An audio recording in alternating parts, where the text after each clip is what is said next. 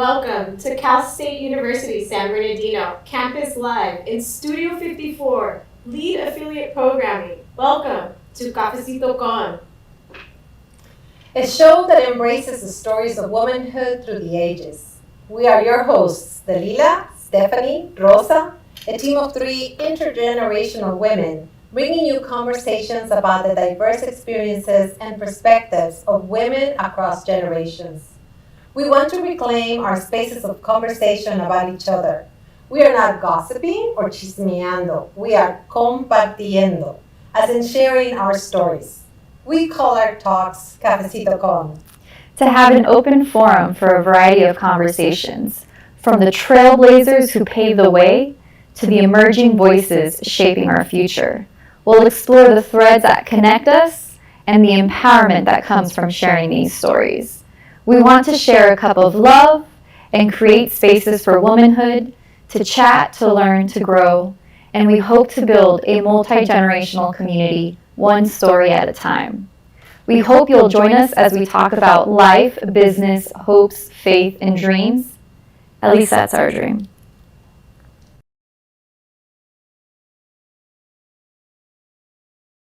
And here we are. We are once again together with someone who we all admire and who we consider a trailblazer, someone who has opened the door and paved the way for more women to go into science, and someone who works in an industry that is commonly dominated by men. Yes.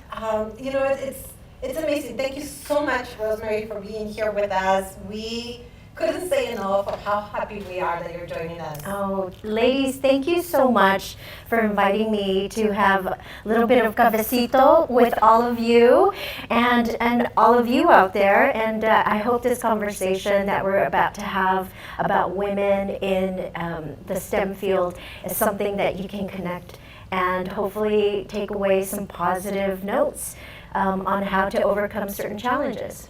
And with that being said, we always like to start with, who are you? We have an idea, we know, but we like our audiences to know, who is Rosemary? Yes, well, I am Rosemary Bernal-Gomez, and I am the proud only daughter of Palemon and Alicia Bernal, 2 migrant workers who grew up in the fields. Fell in love and decided to, have a baby. But one of the most important things that my parents knew is that they didn't want to raise me in the fields. And they wanted to give me the power of an education. Even though they were migrant workers, they knew that living here in the United States, in California, that there's always opportunities. So they emphasize a lot of education.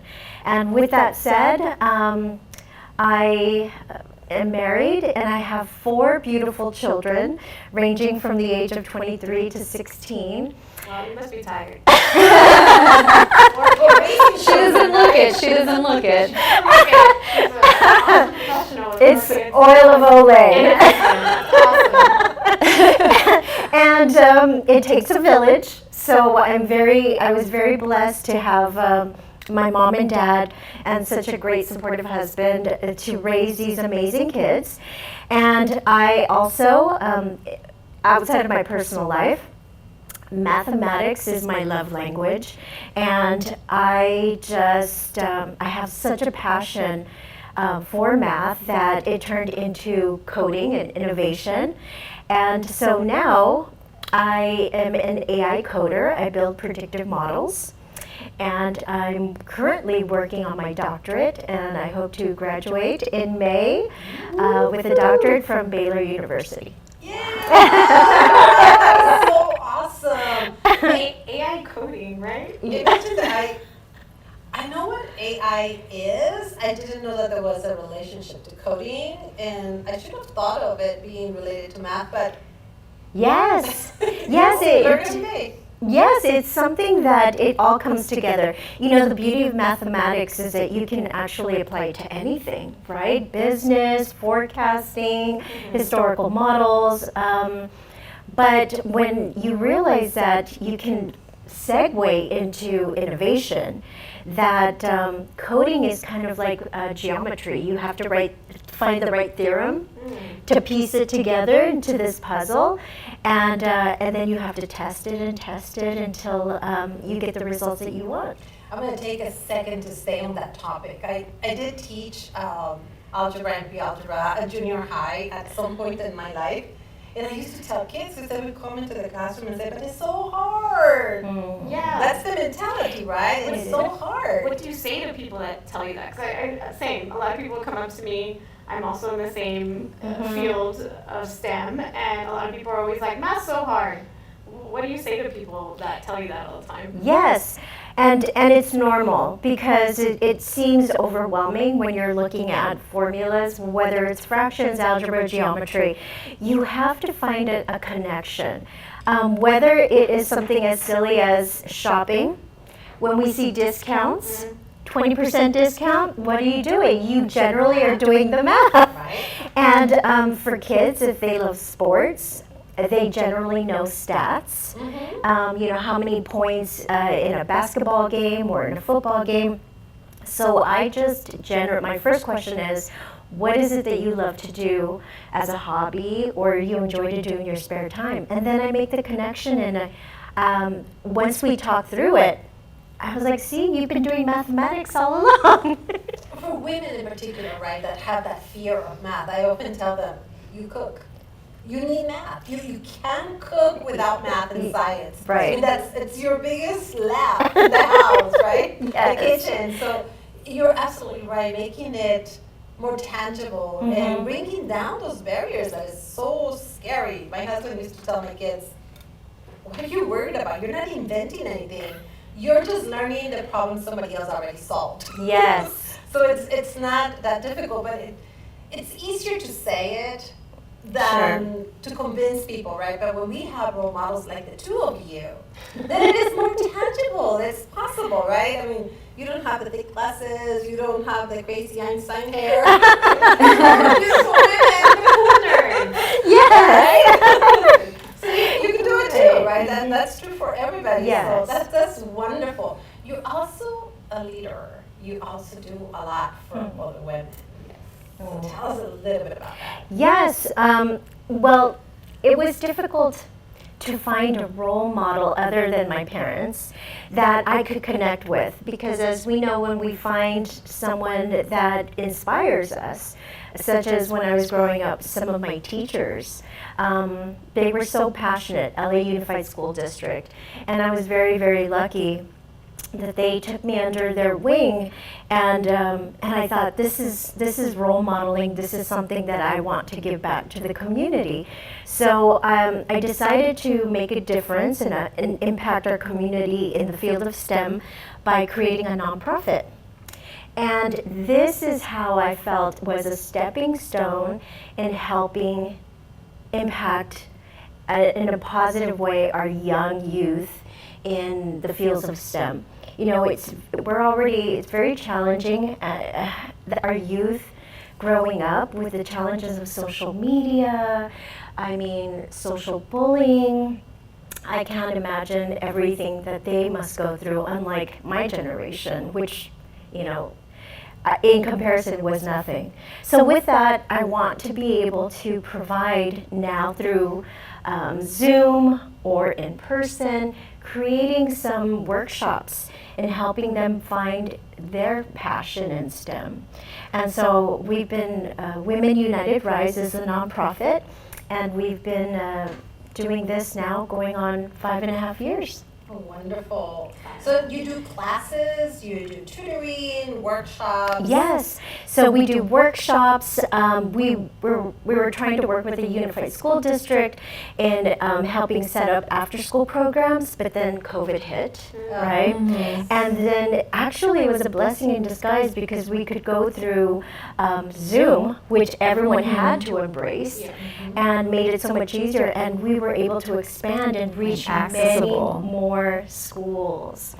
And so while we're working on that, we are also on a project where we are working with children who age out of the foster care system. And so, yes, we found as we were meeting all these kids, some of the challenges, and some of those foster kids who age out of the system have not been prepared to re-enter society. And so we're doing our best to help them with tutoring services, job interviews, whatever it may be, their resumes, interviewing practices, job interviews, I should say. And so this is what we're trying to do collectively, and I love it. That's awesome. I love it. When you figure out that your niche is to be of service to others, then it seems like the universe just opens up. You're doing such amazing work. Thank you for doing the Women United Rise. Yes. Women United Rise. I am an example of someone that, unfortunately, I did not go into STEM, but I was a huge science and math nerd. Like I killed it in school. That's awesome. My teachers did send me to a one-day trip to UC Riverside for women leaders in STEM, but it was a one-day thing.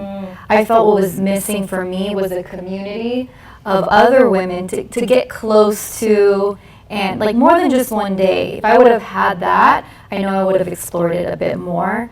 There's so much money I'm missing out on if I would have gone into STEM. But I do believe there are no coincidences, and I do believe that, you know, God placed you where you needed to be and share your gifts where you are today. Absolutely. So, you know, all of us here sitting on this panel provide and give so much back to the community. So it's wonderful. Yeah, whether we are aware or not, right? Yes. Sometimes we get, and maybe it's because I'm older, but I think that we do get to a point in our lives when we have had enough experiences that we can be intentional. We're always a role model. I remember having talks and representing schools and Catholic schools in my past lives, and I've always liked to wear high heels and dress up, and you know, people would tell me, I can't do that, that is just so hard. I mean, how do you do it? And I would tell them, you never know who's watching you. You have to dress the part, you have to feel comfortable, but not just for you, but for the audiences, right? We want them to see us feeling good and looking at what they perceive as beautiful. You know, no matter how ugly I feel I am, if they see me differently, I did it. Because, you know, what we feel sometimes is one thing, but what we project is something else. Yes. But the time comes in life where you can be intentional. So you're just getting your way into that. You know, you'll find where is it that you can be intentional, because it's a beautiful thing when you can figure out how is it that you bring hope to others. Yes. That's powerful, and that's what you do. Well, that's what I strive to do, I hope to do, and with the role models throughout my entire life. And now as an adult, with the Dr. David's multicultural executive leadership program, it made such an enormous difference in my life. And, you know, we all have a general idea of how to navigate, and we've done such a great job. But when you come across a program such as Dr. David's program that really highlights the blueprint of our careers and how to overcome those obstacles and challenges, whether it's imposter syndrome or how to navigate in corporate America or in the educational system or in the banking system, you know, it's fascinating how you can continue to lead with grace. Very true. I mean, a lot of people would tell me in the industry I'm in, you know, you have to play the game, Stephanie, you have to play the game. And I was always like, I don't know about this game. Like, I'm not here to play games. Like, but it's true. Like, you have to learn how to navigate through these businesses in a graceful way, because you got to play the game at the end of the day. Right, and not compromise your authentic self. That's the biggest part. Yes. The biggest part. Yes. Lots of advice from people who meant well. You know, you need to be tougher as a woman. You need, you know, you need to be more assertive. And whenever I tried those tips, people would say, "Are you okay? Are you okay?" And I thought, this is just not working. I really need to figure out how I can still be my authentic self and lead, and I don't have to be aggressive about it. Yes. Yeah. That's the biggest part. We all have an innate or a natural way of being, right? And when we try to be like someone else, it's so uncomfortable because it doesn't come out natural. I like to think that I'm kind, but and I like to think that I'm loving, but I'm not like, that's not me. And the moment I do it, people worry. Right. Right. What's wrong with you? Right. And there's something so beautiful about discovering your authentic self. You are comfortable in your skin, and you're unstoppable, and then you're a more effective leader. And empathy, emotional intelligence, respect, these are such necessary qualities as a leader. And your team feels it, especially when you're being authentic and transparent, right? You also want to humanize yourself and not come across it, I know everything. Right. If anything, I usually tell my team there's a caveat, listen, I do not know everything. So, we're all in this together. That empathy piece is really important. So all of us ladies have undergone the program also. But one of the things that stuck out to me was during the interview process. I was expecting a tough interview where you want to grill people for their answers, see what they're really made of, see if they can go undergo this nervousness and still come out on top. But what I really appreciated about, you were one of my interviewers, about the program was you made us feel comfortable so that we can show our true selves. Yes. And that piece I thought was very different from other programs, something that I really appreciated, that you all of you ladies made us feel very welcomed and allowed us to give ourselves permission to be our authentic selves. Yeah, I think that's very true. Yeah, I think after that interview, I wanted to cry or something like that. They're so nice. Yeah, they're so sweet. I feel that, applying to the program, once you get to the interview process, you've already gone through a few phases. Yeah. Unfortunately, not everyone, as you know, is accepted. But once you got there, as my personal characteristics is I'm cheering for you. And I really want you to do exceptionally well. And so one of the icebreakers is I tell them, we're cheering for you, take a deep breath, pretend that we're your besties having a cup of coffee. And I also felt that the questions that we asked in the process were more about getting to know you, because you've already written out practically a novel in applying for the program. And we've all read that thoroughly. So I just really wanted to spend more time in getting to know you and why you were ready for the program, what you hope to get out of it, and vulnerability as well. Vulnerability is that's the biggest thing right there. Vulnerability. Right? It's kind of like the gateway to acceptance, right? If we can accept ourselves with our weaknesses, with our strengths, recognizing that we do have power within, Yes. then we're able to accept others where they're at, right? We don't come with that expectation that you have to look a certain way, you have to have a certain thing, you have to, whatever the have-tos are, right? But it starts inside it starts within us, how we discover ourselves. In Cafecito and creating this show with the ladies, we've talked a lot about stepping into places, but being our whole self. Yes. Right? Not leaving part of us behind, not our faith, not that I'm a mom, Right. not that I'm a friend or a girlfriend, whomever it is that I am, it all comes with me wherever Yes. I go. Because that could lead into what we were kind of discussing prior. We were kind of talking about being a tomboy. Yeah. And nobody would have expected me to get into the space I got into now. I think they all expected me to go into maybe a more woman-appropriate job at the time. Back in the day, that's what they looked at, you know? But I don't know, how did you feel trying to get into the space that you eventually got into with STEM? Yes. And I mean, did you have to go through difficulties in being the woman and saying, no, I like to be the tomboy here, you know? What did you have to go through? That's a great question. So I knew growing up that I was really good in math, but I wanted nothing to do with math.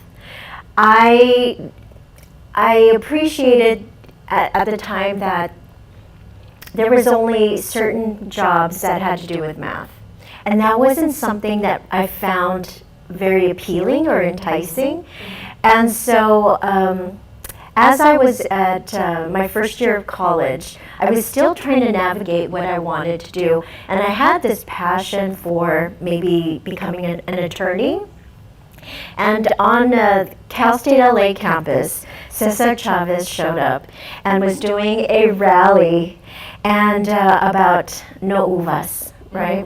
And so I was so taken back by his passion that I thought, this is it. I found my life purpose. I'm going to be an attorney. And so as I'm starting to take political science classes, English classes, someone gave me some advice and said, why don't you take the paralegal route first and see if becoming an attorney is your thing. It won't be any time wasted. You'll gain still some knowledge. It was the best advice. And I found myself crying when I was working in immigration. I found myself crying with family law. And I just knew that this field wasn't for me. And as I was working for attorneys, they would say, you're really good in math. Can you help us with our finance or our contracts? And so somehow the universe kept pulling me into math positions. And I thought, you know what, I think I should just, embrace math. And there's more to it than just maybe, tutoring or being teacher. And I wanted to make a bigger impact. So I applied at Southern California Edison. And next thing you know, I'm working on grid infrastructure, circuitry, and it was my love language. And so I knew, you know what, mathematics, there's so much I can do for my community, for utility linemen, in helping keep everyone safe. That's awesome. Yeah. And that's the thing that I was referring to early on in our conversation, that, you are one of those door pushers or window openers for women, right? Working in the utilities industry, even when you play Monopoly, right? There's only so many hands that get you there, right? There's no like if you really want to be there either, or that there is a lot of opportunity, but there is, and we just don't know what we don't know. And if we don't put it out there, then how are we going to fill in the spaces that are available to those who want to step into it? Absolutely, yes. Well, with those spaces, I was very lucky, again, going back to role models. And I honestly believe that there is no coincidence when people come into your life and give you pearls of wisdom, and also those people that come into your life that challenge you. Before I used to think this is a tough industry and there's no hugs and kisses. But looking back, I appreciate those challengers, and I'll call them the challengers, because they're the ones that push us to grow. Yeah. They're the ones that push us to really persevere and have a lot of tenacity, because as much as I love the hugs and kisses, we don't grow. We all need them from time to time, that we're having we're doing a good job, but I embrace the challengers with grace. And with that, I think there's a reason why they cross my path. It's to help me evolve and to become a better leader or know what type of leader I definitely don't want to be. Ah, I like that. What you don't want to be. It's important. It is. My daughters are the pillars of my life. Right? So I've always told them, whenever we go, whatever marriage you see, don't be critical, but be observant. Because when you see a couple, you can identify what you want in your life, but you can also see what you want to avoid. Yes. Everything is a lesson, right? Yes. And you mentioned that there is a purpose, and I want to walk you into the spiritual life, if I may. Yes. Just today, I was having a conversation, and I was telling one of my daughters that the day is going to pass. Tomorrow is going to come anyways. And when I face hard times, I don't pray for the understanding of the why. That's a mute question. If there was a why to be known, we would have known it, right? I pray for clarity, for me to be able to sit with that and figure out what is the path, what is the lesson, what do I learn from this? It's much easier to deal with the difficult times if you put in those spaces than if you're, why me? And you hang your cross and suffer for it, right? Right, yes. So tell us a little bit about your spirituality. Where does that fit in your life as a math person, as a factual person? Yes, right? Yes. I grew up in the Catholic Church because, my parents were adamant about, Sunday Mass. And I have found living and growing up in Los Angeles is really such a beautiful place to grow up because of the diversity. I loved the different types of people, culture, food, music, and religion. So for me, I was always very curious. And I had my own relationship with God. And as much as my parents would just like me to stay this one path, and I don't want to disappoint you, but I do have a very, very close relationship with the God of my understanding, which is one that is a loving, forgiving God. And I try to teach that to my children as well. And with that comes a lot of freedom and less judgment and less challenges on myself of guilt. And so what I prefer to do is have a relationship and know that during my hard times and my challenges that I can lean on my faith with the God of my understanding and that they are always there for me. And just like you, Dalila, I don't want to fall into a pity party and why did this happen to me and things never go right. Not at all. I try and stay in the moment of gratitude as to what is this going to help teach me and what is the lesson in all this. One example I'll briefly share is my daughter, Savannah Rose. I was 28 weeks pregnant, and as for people out there in the audience, you generally have a baby when you're 40 weeks. And so Savannah Rose decided that she was going to show up early, and I was only 6 months pregnant, and the chances of survival are very, very slim. So I was in labor for 96 hours trying to keep her in. And when she was born, right before she was born, I had a moment just as you mentioned, Dalila. And I said, God, I am not going to pray for her to live or for her to pass. I'm going to pray to understand your will. Because if you help me understand your will, then I feel that I will be okay. And she was born. She stayed 3 months in the NICU, and I never wavered my faith, and I knew she would be okay. She's 19 today. She's a cross-country runner. Her lungs are fully developed. It all worked out. And, this was a prime example, I think, at a pivotal moment when you're having your first baby. Absolutely. What a scary moment. Yes. Just you. Parents' worst nightmare. Yeah, you're going into this head first. And not knowing what the outcome's going to be, and this is your first experience. That's Yes. Yeah. But, you know, I look at her, and she's such an amazing daughter. And one of the NICU nurses had said to me, you know why Savannah was born early? And I said, no, please tell me. I would love to know.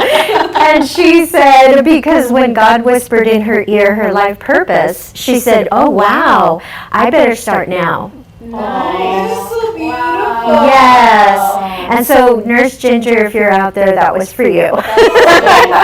That's very sweet. Right? And so I just think I chose that time in the NICU, the 3 months, to help embrace the other mothers who were there, embrace the other fathers, and we would call them Savannah's besties in that NICU. That's beautiful. And you take that time to support and lean on each other and be there for each other. Wow. I know that is so inspirational. That's wonderful. I've done a little studying in theology, and I also was raised Catholic, and I've done a lot in the Catholic Church. My faith is intact. My following of the church is a little different, so I understand when you say that, and I love how you phrase it. This past week, my husband and I were driving in LA, and as usual, there was a man holding a sign and said, Jesus saves you. And I looked at my husband and I said, you know, there's such a dichotomy on that, because God gives you everything you need to save yourself. And for those of us who are believers, we believe that He created everything, right? And that would include hell.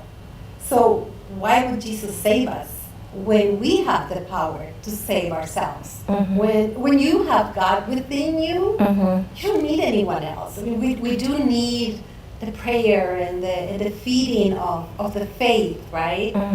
But the saving is within our power. We do have, like you found your way of dealing with this early birth. Yes. And opened up to hear what others had to say in supporting you. That's a power that we all have. Yes. Whether we use it or not. So Yes. thank you so much. That is just so beautiful. I'm gonna put that thought in my pocket. I'm sure. Well, thank you. Well, you know, I love that we're all sharing stories about how impactful some of these stories within our journey have formed us, our thought processes, our, as I mentioned before, our perseverance, our tenacity, which has done us a great service. But, you know, then there's also those moments in our life where it no longer serves us. And so we need to learn new habits and reframe our thinking, and you know, always be thankful for the growth and the journey of the past, and think, oh, this is a new opportunity to reevaluate a new job or new friendships, or that your kids are going off to college and you're empty nesters, and now what do I do with my hubby? Now what do we do? Oh, we have to invest in ourselves. You forget about yourself sometimes, to be honest. Yeah. It's just kind of regrouping and finding yourself again. I think is very powerful in itself. Yes. And when you shared that story, because you did share that with me in a past conversation about your daughter, I said, I want that strength. And to know that has to do, you don't just get there, it's a spiritual, I wish I could say that I am there. I'm closer than I was when we had that conversation. But I always admired you for that. And now, speaking about gratitude, one of the things I'm like, okay, I'm on the spiritual journey, what am I going to do? So I've been doing a gratitude journal. Fantastic. Where you write 3 things that you're grateful for, and it helps reframe that mindset. Yes. Into a more positive. How are these challenges? How are they gifts? And how can I use these opportunities to serve me? Yes. I believe wholeheartedly in a gratitude journal. It truly is so impactful without you even really knowing it. It becomes part of your either morning routine or evening routine. I used to do it in the evening because I'm such a night bird. I'm not a morning person. I wish I was. I wish I've seen those late night lights. And so what I started to do with my gratitude journal is I would say 3 things that I was grateful for today. And when I started it, for me, it was more vague, like, thank you for this beautiful day, that I have a job, that my children are healthy. And then I found myself developing more into a granular gratitude. And I thought that's when I felt that the little things that bothered me before were really comical. And I thought, why would that bother me? Especially as, for me, I have had some health challenges, and it's been pretty scary. And so that automatically puts you into gratitude mode, right? So now I just think, I am so thankful to have such a beautiful family, a great husband. Oh my goodness, he's going to love this one. And a job, roof over our heads, and a beautiful house, and, finances to really enjoy ourselves. All of these things, just this connection. And next thing you know, the little things just really they roll right off. So that, your gratitude journal is really going to evolve you into this very in tune person. It already has. It's already been so helpful. That's awesome. Mine's just on my nightstand. I think I gotta crack it. It's there. I had the first step down, but yeah. When you're ready. Thank you for this. Start thinking about it, right? Yeah, it's there. Let's take the first step. You can save it in your mind. Sometimes I do that. Sometimes I'm just on the way to work, and instead of writing things down, just take a few moments to think about. Yes. Especially during COVID. Wasn't that think about. A lot of time to think. I know it affected so many people differently, on lockdown. 4 kids and my husband and I, 6 people in a house. That's going to make you or break you. Right? And the first 6-7 weeks, we were going bananas. Wow. We were trying to find our way without getting in the way. We were trying to find our space with school online, my husband's work, my work, and we just had to have a family meeting and sit down and really talk it through. How are we feeling? What are our needs? We are 6 unique human beings under this one roof. Yeah. And so, thankfully, our children didn't do a mutiny on us. And we were able to come together, open the lines of communication, and really just jot down who was having an exam in one bedroom and who's having a meeting. And it takes effort, right? It sounds like it really challenged you to become a stronger family unit, even. Yes. You had to increase the communication, and yes. I'm sure you'll always remember the lockdown. Yes. I mean, when your grocery bill becomes more than your mortgage. Wow. I was like, okay, snacking has now taken another level. But I try to do creative things. I bought every board game under the sun. We had game night on Fridays. I would take the kids in the car and just go for drives, do karaoke in the car, just try to do creative things so that we could survive through the stress. The poor kids having to do class online. 2 of my kids were in college, had to be home. That's tough. And 2 in high school, and so it was really hard for everyone. It was, and I'm glad that you found ways in which you can cope with it. And a lot of it comes from being positive about life. Yes. You know, another thing that I find myself, I think I'm old enough that now it's like, oh, this is what I say. I'm in that age range, you know, but I do find myself saying a lot is, you know, we're alive.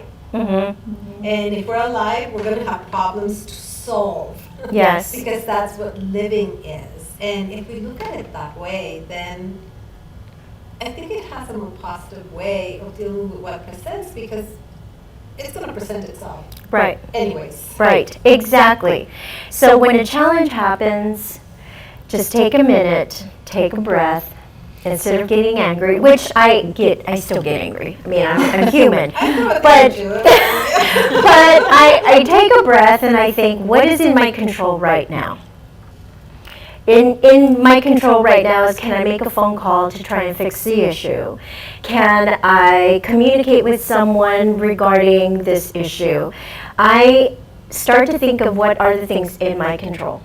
And if I've done everything within my control, then I must surrender it after that and let it go. I don't want to carry it with me until tomorrow night, tomorrow morning, next week. It's exhausting. So I think, you know, now at 54, I've decided, like, how important is this to carry in my backpack? That reminds me of the Serenity Prayer. Yes. How does it go? I don't want to mess it up. It's God grant me the serenity to accept the things that I cannot change and change the things away. The courage, and the courage to change change the things that I can. Yes. and the wisdom to know the difference between the two. Yes. True. Yes. That was very helpful because for I me. think of wine. There are times when I need wine for my serenity. Yes. There are times when I need coffee for my serenity. And they're both lovely. Thank you so much for being here with us. Oh. For, you know, supporting the sisterhood Yes. and making yourself available. Oh, And my I know goodness. that we benefit from it. I know I have benefit from you being here, and I Oh. hope that, you know, those who are listening benefit from it too. And we're all going to benefit in one way or another. But before we close, we'd love to hear your quote. Oh, yes. What did you bring to share with us? Yes, so my quote is a trickle of a lot of pearls of wisdom throughout my life, mostly from my dad. But my dad always said to me, you know, you have the power. You have the power to change the trajectory of your life. And with that, do it with grace and with kindness. And so it will cause a trickle-down effect. And so those are words that I live by. Thank you. Beautiful. Thank you so Thank much. you. Beautifully said. Yeah, that's wonderful. I'm out of words. I wanted to say thank you so much, Delila, Rosa, Stephanie. Thank you. Thank you for having me, and thank you for allowing me this platform to share with you my challenges, my successes, and life in general. And I hope that what we shared today has made a positive impact out there. Yes, thank you. Yeah, I don't think we would have been here without you, to be honest. Like, you started on our journey, and look at where we're at today. So that's really awesome, so thank you. I'm very proud of all of you. Thank you, Rosemary. Thank you. Thank you for joining Cafecito Con. We hope that we have inspired and enlightened you, and we are excited for you to join us again for another Cafecito Con here at Cal State University San Bernardino Studio 54. Listen to previous shows as they are now found on our YouTube channel. You can also listen to previous shows by visiting our Facebook at Tu Cafecito Con and click on the Watch Video button on the top right hand of our page. Feel free to comment. We encourage you to follow us and keep listening. If you'd like to send us a message, do so via Messenger to our Facebook page or via Instagram at 2cafecitocon. That is number 2 Cafecito Con. In one word, 2 Cafecito Con. Feel free to share and keep listening.